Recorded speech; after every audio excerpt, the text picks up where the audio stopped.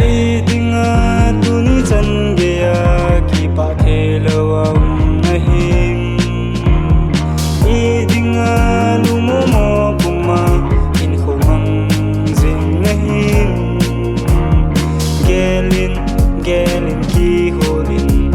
nahin kho chedan ho ibya kingai sia hase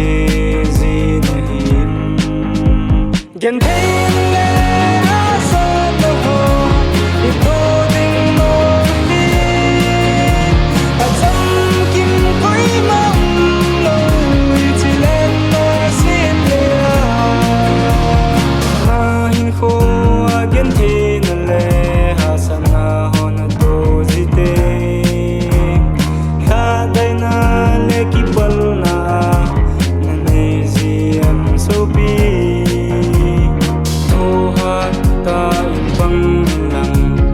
kai le chun nang dingin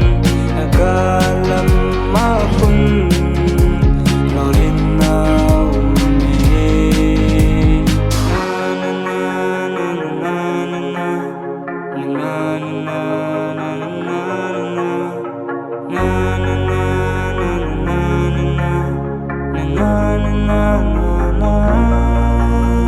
na